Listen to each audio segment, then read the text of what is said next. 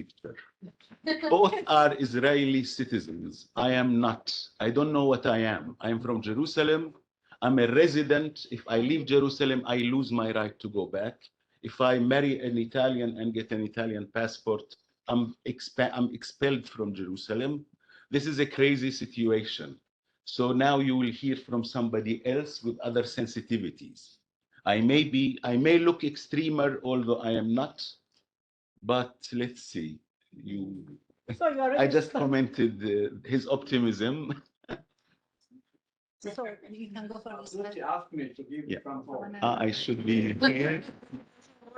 I prefer with a this. specific request. This is my role as discussor.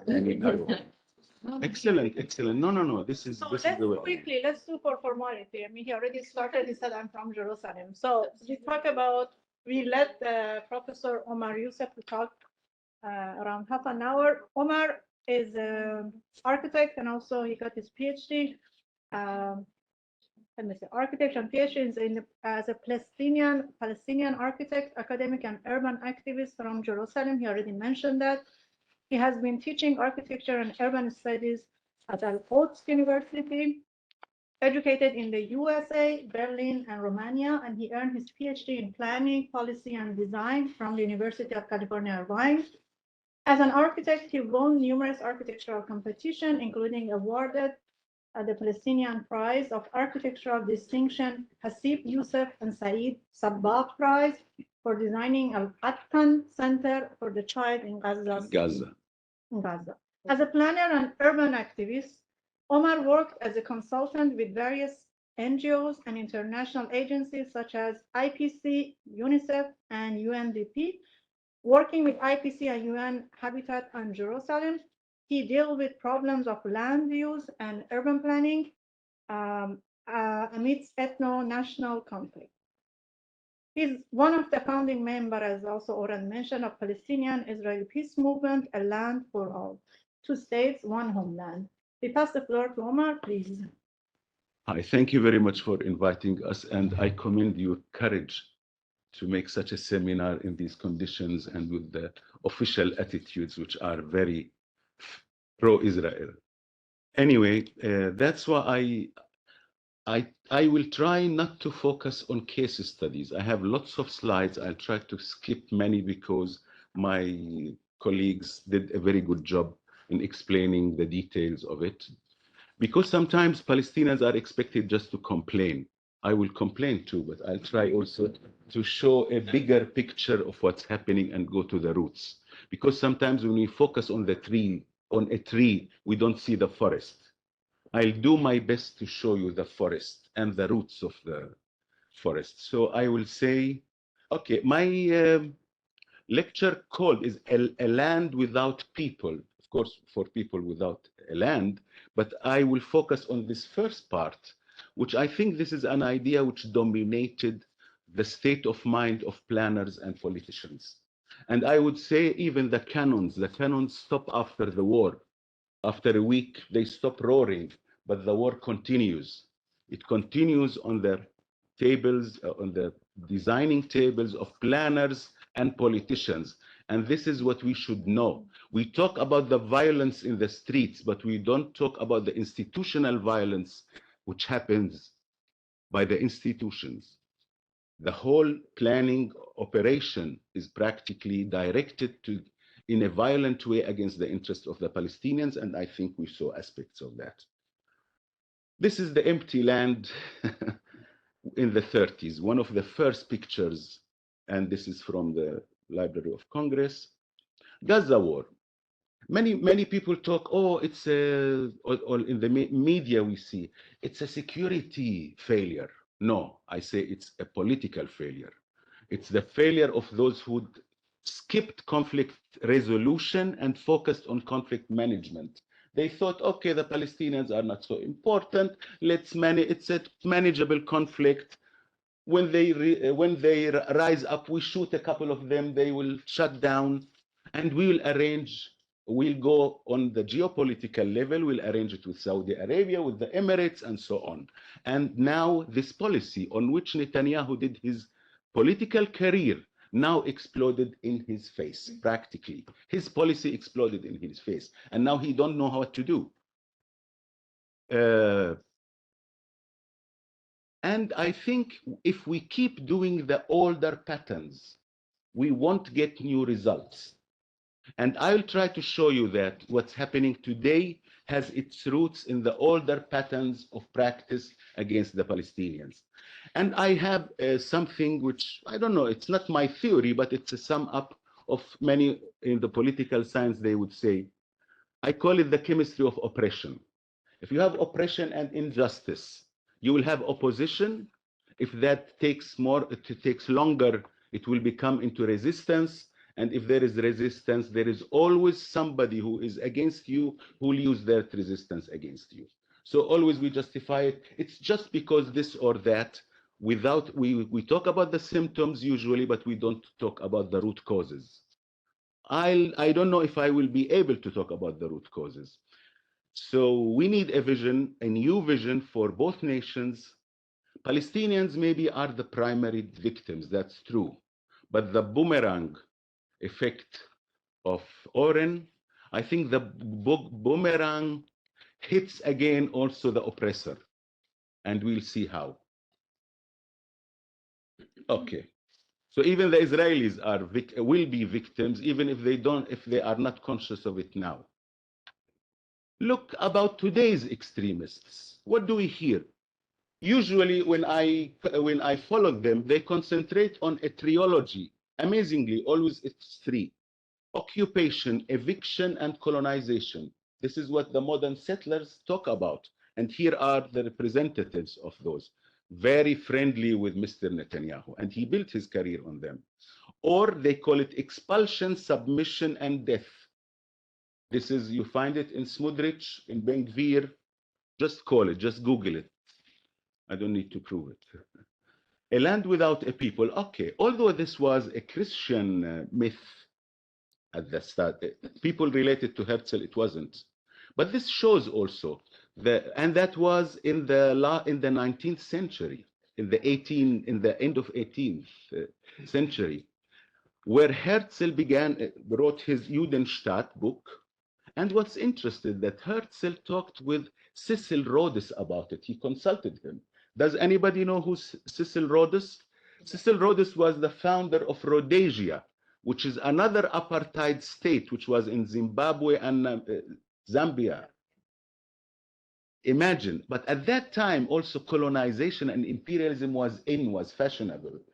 So I want to talk about the zeitgeist, the spirit of the time, how that idea started. It started also, even Herzl called it a colonial venture. He meant it in that time, and it was in that spirit.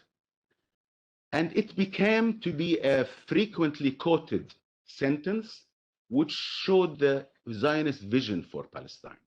They discovered that it's not empty. And I have the impression that the politicians thought, oh, we'll make it empty then. There is a joke that King Abdullah was complaining that you gave me Jordan and it's empty. And they say that Golda Meir was in the meeting. I don't know if it's a real or a myth. And she said, don't worry, we'll fill it for you. That joke doesn't come out of nothing. It's like reflects also these general policies. Okay, I want to go to everything because I had many slides and I know that we are limited. That was considered as an insult because the Palestinians were already a people, a nation with identification from the middle of the 19th century. That was the spirit of nationalism even in Europe. And the Palestinians started to consider themselves. Because sometimes they say, oh, it's not empty of people, it's a people or people. You Google the difference. I can't go through all of these things. Again. Yes. Okay. It didn't. Okay. And here I think they refer to the difference between colonialism and settler colonialism. Colonialism in Britain, the British were not interested in bringing Brits or English people in India. They were interested in exploiting the land and its resources. Settler colonialism competes with the people on land, and displacement of population And colonizing the land becomes a major factor in settler colonialism. We saw that in Rhodesia, in South Africa, in the United States, in Australia, etc., etc. Here we talk, I tried to bring some quotes. I was also in my PhD interested in the meaning of space, in the meaning of what's happening, not just in the procedures. And here in order to show this, the mindset, we noticed that Herzl was also interested in what he called spiriting the penniless. How can we kick the people who don't own anything in Palestine? Even Ben-Gurion was thinking about what he called in Hebrew, gerush, in his memories, which is expulsion. And even Ben-Gurion said expulsion, it looks bad, but it's good when we make it, we should make it in conditions of war. And this is what also Oren said, usually war justifies, or terrorism justifies the crimes of the states. Enough. And here, many massacres have been done for that service. Deir Yassin, Tantura, they are known. By that, the intention was to kick Palestinians out. And this is not from me, this is not Palestinian propaganda. Read the new historians, which are Israelis. Then we have the Nakba, 1948. Refugees, 530 villages were totally destroyed and depopulated. This resulted in more than 700,000 people as refugees.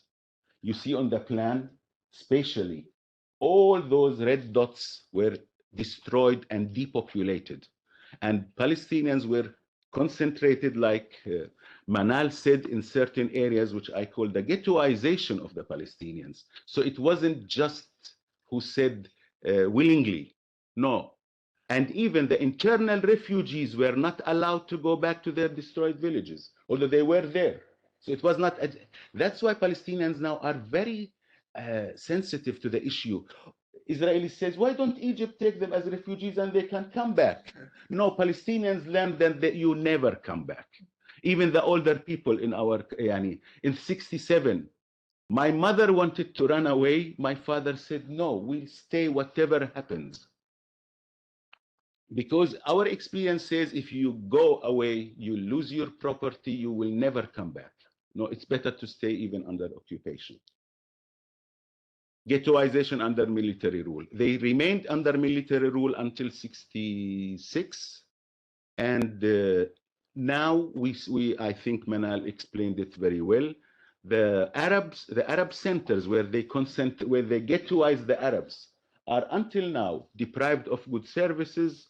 They don't have they have housing problems. That's why there is this white flight, which we see it even in Jerusalem. In East Jerusalem, you can find a cheaper house in the Israeli settlements nearby as in East Jerusalem proper by the Palestinians, because there is an acute housing crisis. It's more expensive than Berlin, which I know also, to be in East Jerusalem and to rent a house. So you go to the nearby settlement, amazingly, and there is also resistance. So I won't elaborate a lot about it. Here you see the ghetto, the Palestinian ghettos, regional ghettos, I would say, urban ghettos. Okay, in another, this here I add another massacre in 56, which is Kufr Qasim massacre. But what is important there is how Israeli soldiers began trigger happy to kill a Palestinian. I said Agora Shel Shilmi. This expression has been developed by the Israelis that to show that if you kill any Palestinian, what would happen to you? You will get fined with 1 cent. Because the commander who ordered the killing of those people in Kufr Qasim, they were tried. It was considered that outrageous, but all of them were pardoned by the president. And then the colonel has to pay like 1 cent, just a symbolic. And this reflects also, I'm taking the mindset. It's easy to kill a Palestinian. What would happen to you? Pay a cent, pay €1. Great. Sorry for my sarcasm. Can I say just a sentence? Please. For Qasim, just to follow up on my Oren's optimism. Kfar Qasim was the first city that opened, the council stated that they opened their doors for people from the settlements around Gaza, from Jewish citizens. Specifically, so it was really interesting to see that the people that went through a massacre kind of gone through some sort of a transitional justice or something and opened their house for people who gone through the same thing. Now. Yeah, now Great. the city council of Kfar Qasim was the first to announce that Yes. this is welcome for evacuees and so on. Interesting. Mechanisms of oppression. I'll just introduce three concepts. You are students of urban planning, so I will not go into details. There is a concept which is called domicide, which means that the mass destruction of homes. And I would argue that all these concepts are practiced in Israel in different forms. The other one is urbicide, where you just kill a city, you murder a city. And that's very clear in Gaza. And then spatiocide, which was coined, I think, by a Palestinian researcher, Sari Hanafi, who is at the AUB, which talks about you fragment the space and you make it so complicated. You kill the politicians, you make it economically unviable.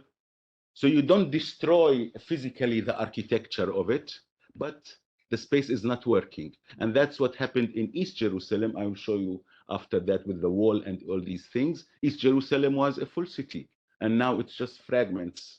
So it's not functioning. It's not functioning at all as an urban, an urban continuity or conurbation, something like that. Yes, yes. Okay, because I don't have time and I have many slides, so sorry for getting quickly. Then we can discuss the details. Then came the war in 67. What happened? The first plan was Alon plan. I think it was wiser at what's happening here.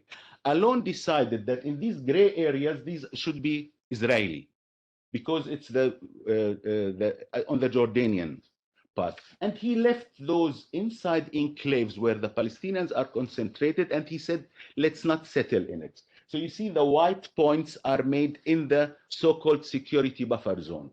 He expanded Jerusalem, but he kept the Palestinians without settlements with the hope that we may get into a settlement with Jordan. So we can say this is Palestinian without settlements inside. But this didn't hold in front of the gear of Deutsch. What is it that? Jasha. Greed, the greed for land of such a settler colonial system. And that's why I emphasize that aspect. Settler colonial system is greedy for land. And that's very clear in the Israeli system. Okay. In spite of the Geneva Convention, which says you shouldn't bring your people in occupied land, Israel did the contrary, and it brought. And here I say, who is using civilians as human shields? Are the tunnels, the effective tunnels under the hospitals, or when you bring your civil situation in a war zone? Nobody talks about it. So maybe it's good to at least discuss it a bit. Look, how does it look now? After Oslo, even that was meant well, Palestinian areas which are really controlled by Palestinians are just the brown areas. Look how tiny are they. Then the blue area, the dark blue areas are B areas, which were where the Palestinians have administrative role, but no security, no policing. And the yellow area is called C area, which is fully Israeli control. It's still under full Israeli control. That's why I call it sometimes, we are living in areas of A and B, swimming in an Israeli sea. Even if you want to move from A to B, you need, even if there is a burglary and in area B, you have the Palestinian police should ask the Israeli authorities for a permission to just pass and get the burglar. So when we talk about discrepancy, I'm still hopeful, but the situation is really gloomy.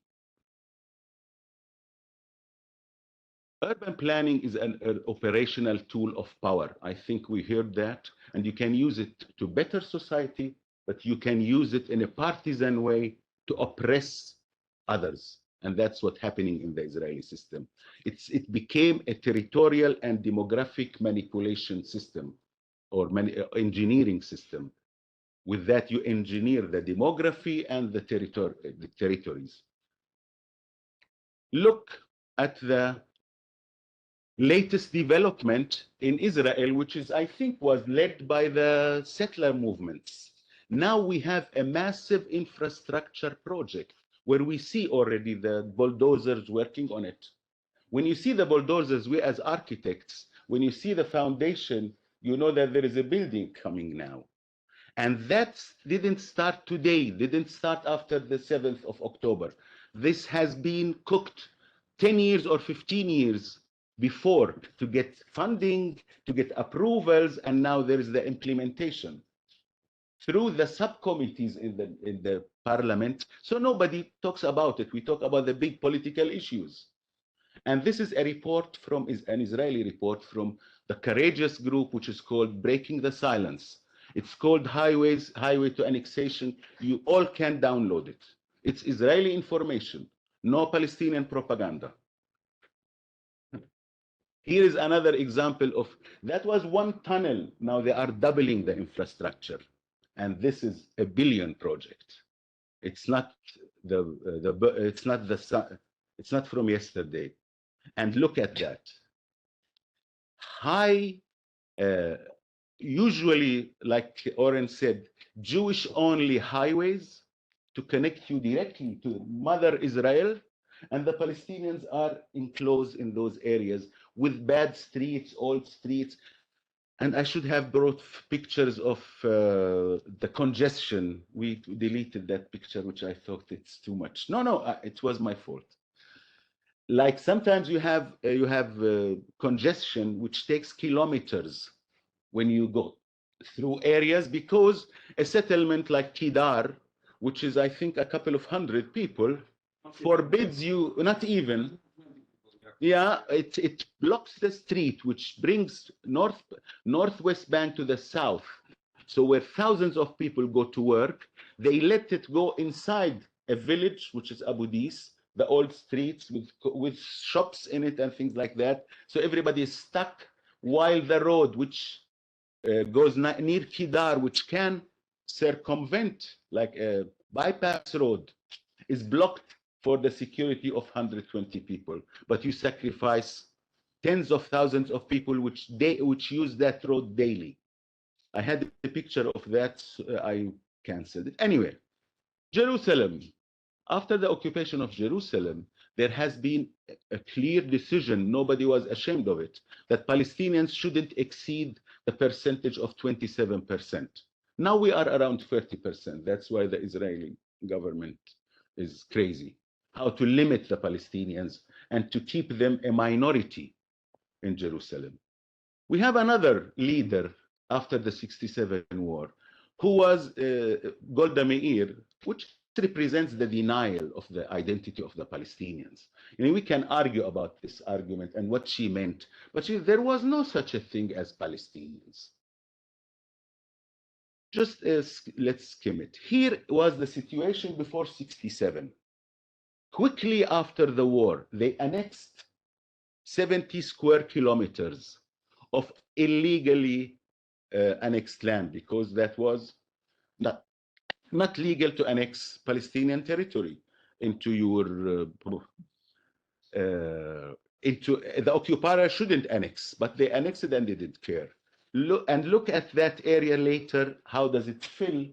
All the empty areas will be filled with Israeli settlements. So the first project was to surround Jerusalem with major Israeli settlements. And what are settlements? They are suburbs. You are planners. And sometimes that's what I say.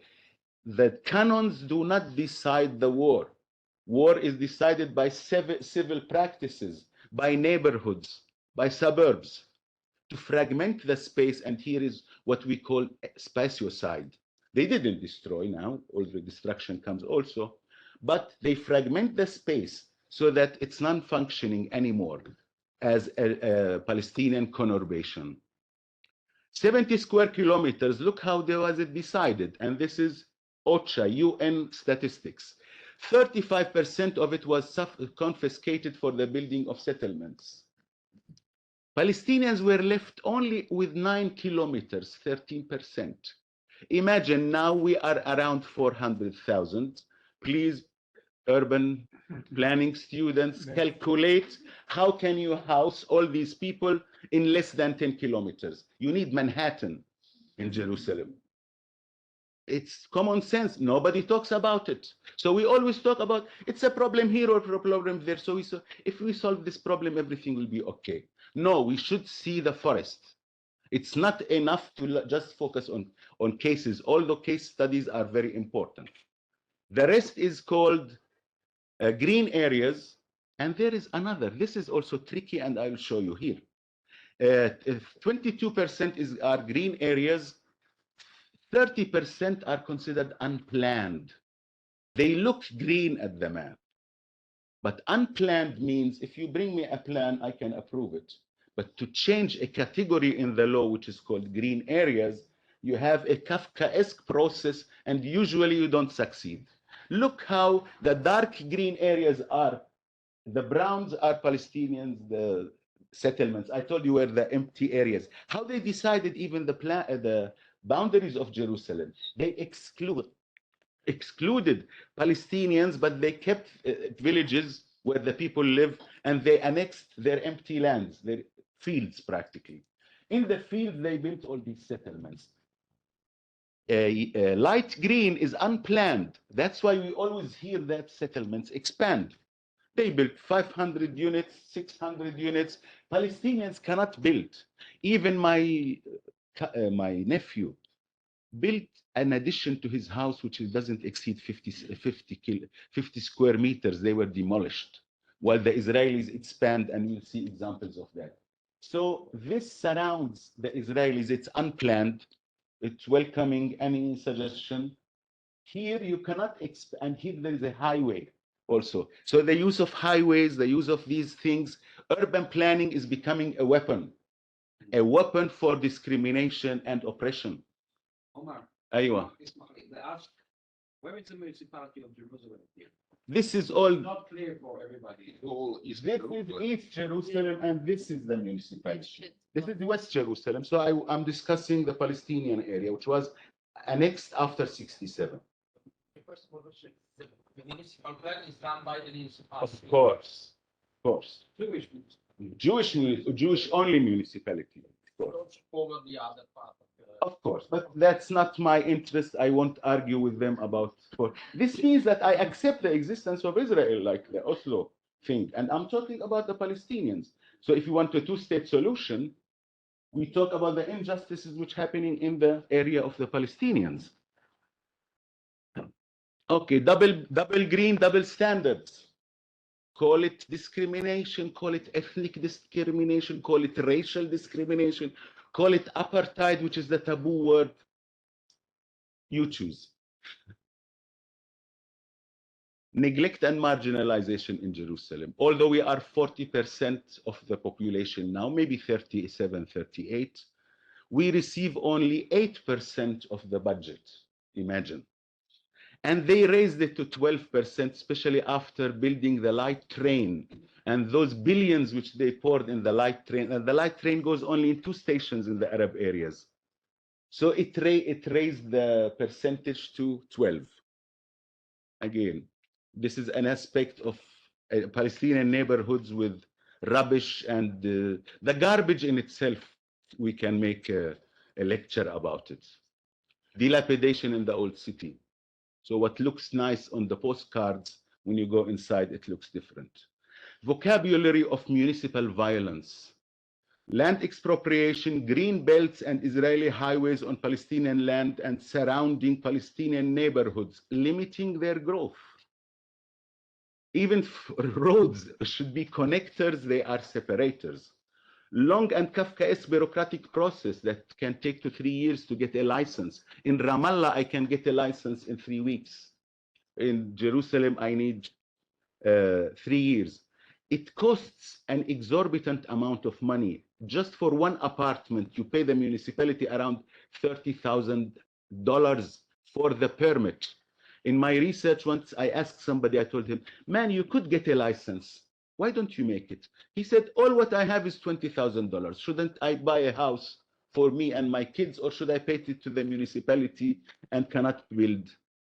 So that's why Sumud resistance by existence became a part of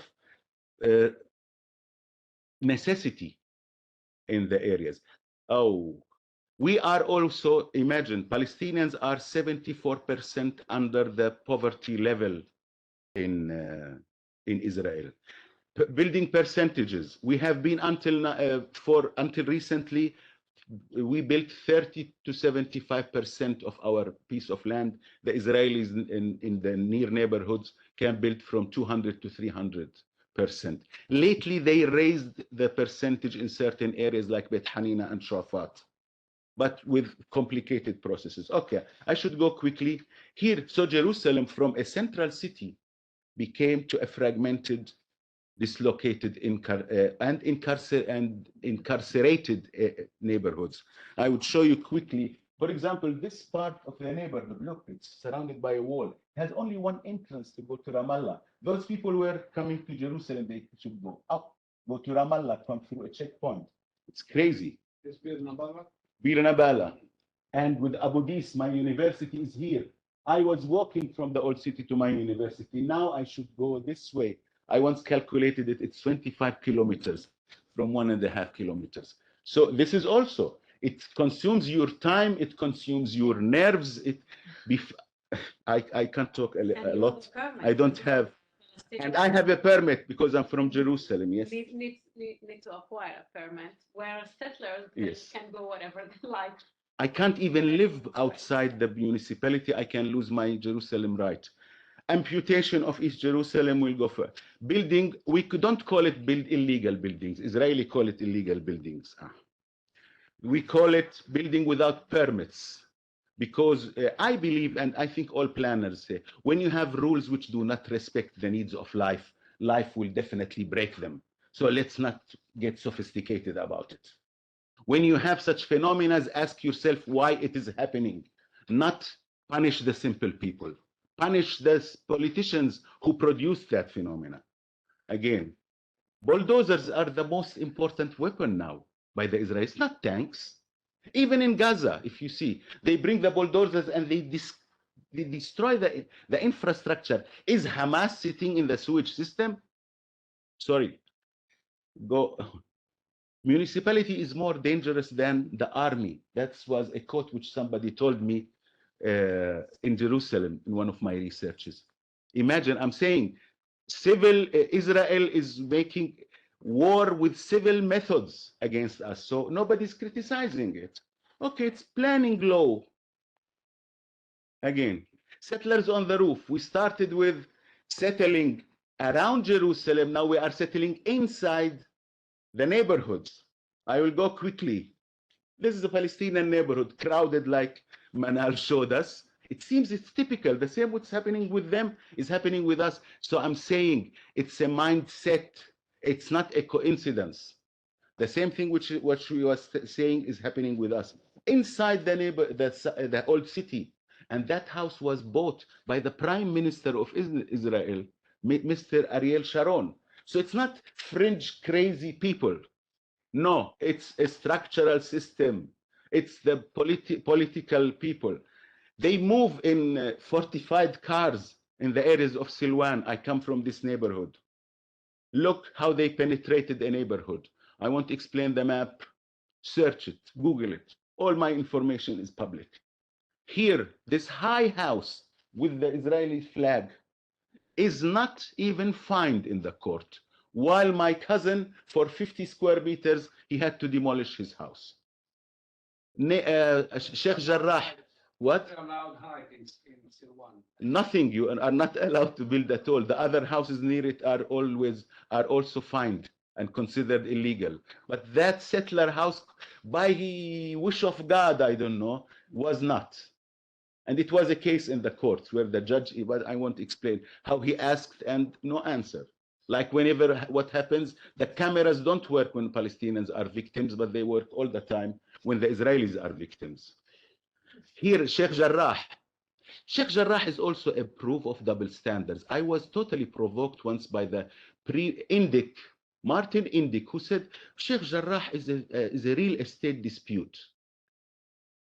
Sheikh Jarrah is a proof of those double standards. Look, refugees which left East Jerusalem were housed in areas where Jews lived previously as a compensation.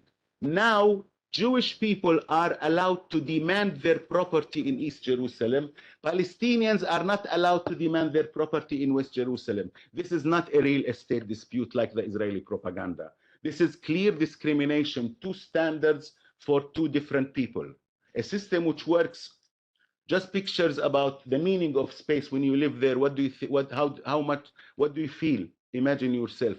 Palestinian furniture kicked out, Israelis come back. This is also an example of young settlers and what they do.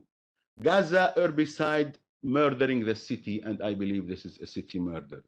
However we can justify it. Even at a certain time, Rabin said he would wish that Gaza sinks in the city, but at least he said it won't, and we must need a solution. So we should look for a solution. I built a children's center in Gaza, and that was crowned with awarded the Palestine Award for Architectural Creativity. And I had with UNICEF like building, that was before, with recycled materials, and that was the start of the Palestinian state. And I was hopeful, and my attitude was, we don't want to buy Italian products or American products. We'll just do it with whatever important to satisfy our needs. And I don't know what's happened there. This is a map. I think my colleagues explained it better than me. Surgical hits, yeah. Maybe, I don't know. No comments. Where is Hamas? Under each house is Hamas. This is just a rage revenge campaign which doesn't respect any minimum standard of humanity. The destruction of the cultural heritage in Gaza, we don't talk about it. Gaza was one of the main city-states on the Mediterranean. And we have lots of old mosaics, and even from the times of Alexander the Great. As he went to Egypt, he went through that area. That was a prosperous port. Now, there is a study published lately about how many archaeological findings were lost. Using hunger and thirst as a weapon, I don't know how can we justify it, or how can we accept it. Well, no comments. Those children which should have been playing in my center are in this situation. Victims of militarization and right-wing policies. These are Israelis who are right-wing Israelis who are trying to block human aid to enter Gaza. And here they are dancing on rave music on the borders. I don't hate them. I think they are victims. They are victims of this system, which educated the people on hate and on violence. I don't see as a Palestinian that Israel tried once seriously to make peace or to have a set of mind of peace. Even Netanyahu made his career on, and he's now doing it. If you don't want to say, I am the only guarantor for not having a two-state solution. He says it openly and flagrantly. At the end, I will say, two states, one homeland. We should recognize that we need a solution, and without that, there is no solution. Thank you very much.